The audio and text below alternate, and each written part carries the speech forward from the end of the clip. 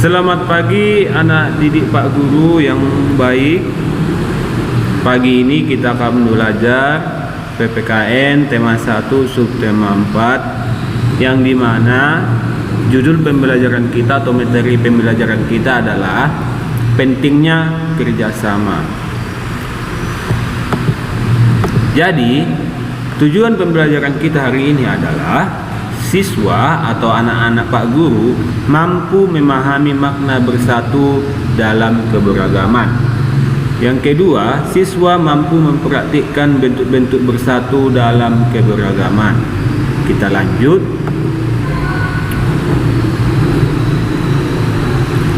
Kerjasama.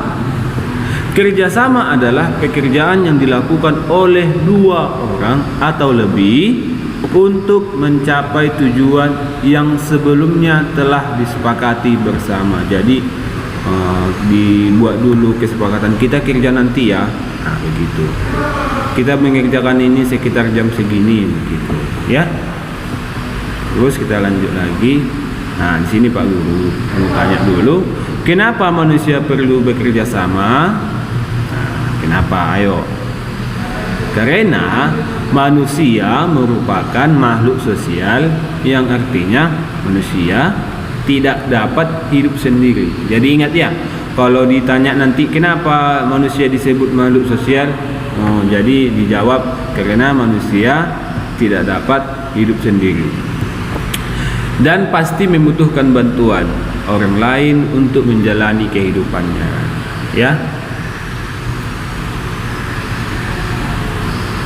Bekerja sama ini dapat dilakukan dimanapun, gitu. Misalnya di rumah, di sekolah, di lingkungan rumah, dimanapun kamu berada, ya. Ada Pak Guru kasih contoh beberapa kerjasama. Yang pertama di sekolah, yaitu poinnya bekerja sama mengerjakan tugas kelompok, yaitu tugas kelompok ya, bukan bekerja sama mengerjakan ujian ya. Terus kedua, bekerja sama melaksanakan piket kelas. Tiga, kerja bakti lingkungan sekolah seperti menyiram, menyapu halaman, membuang sampah begitu. Terus yang keempat, bekerja sama menjaga kebersihan sekolah begitu. Jangan buang sampah sembarangan, jangan mencoret-coret dinding ya. Oke. Terus ada lagi bekerja sama di lingkungan ya, lingkungan sekitar rumah. Yang pertama, kerja bakti membersihkan lingkungan, yaitu membersihkan jalan, jembatan, seperti gotong royong lah begitu. Terus yang kedua, gotong royong membangun balai desa, pos ronda.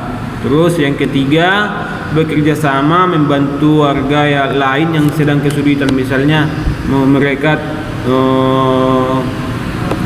kena dampak bencana alam, misalnya tanah longsor. Bekerja sama kita membantu mereka ya. Terus yang keempat, bekerja sama mengadakan acara-acara besar, ya, seperti 17 Agustus nanti.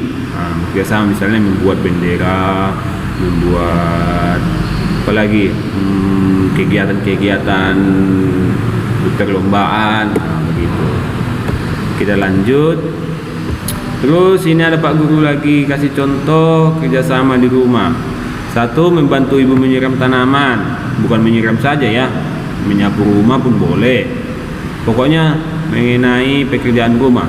Terus yang kedua, membersihkan rumah bersama-sama. Yang ketiga, bekerja sama menjaga kebersihan rumah ya. Kebersihan rumah pun harus dijaga ya. Terus yang keempat, bekerja sama menghemat listrik di rumah ya. Jadi menghemat listrik itu pun perlu juga bekerja sama mengenai menghemat listrik ya. Air lagi jangan lupa. Jadi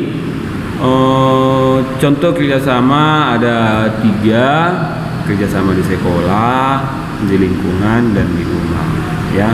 Nah, Pak Guru boleh nanti mengingat ini ya, harus diingat loh, jangan tidak diingat. Nanti Pak Guru tanya, bagaimana kerjasama di sekolah? Kamu jawab nanti membantu ibu menyiram tanaman. Bukan, sesuai dengan poinnya ini ya. Bersama sekolah, apa itu? Bekerjasama melaksanakan piket Pak. Piket kelas Pak, boleh. Jangan kau buat nanti bapak tanya, bagaimana contoh kerjasama di rumah? Kamu buat nanti jawaban yang kerjasama di lingkungan, gotong royong bangun balai desa. Bukan ya. Harus diingat itu. Manfaat kerjasama. Jadi sini ada manfaat kerjasama. Yang pertama, tujuannya lebih cepat tercapai. Jadi misalnya kalau perorangan mengerjakan, jadi dengan orang yang banyak atau orang yang lebih dari satu, jadi pekerjaan itu cepat selesai, ya. Yang kedua, menumbuhkan sikap semangat persatuan. Yang ketiga, pekerjaan mudah dikerjakan.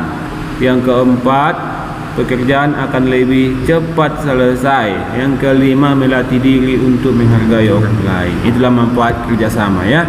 Sampai di sini pembelajaran kita, anak-anak Pak Guru.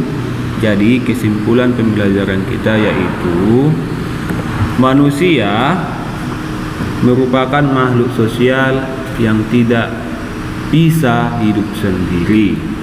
Terus yang kedua, kerjasama dapat dilakukan dimanapun.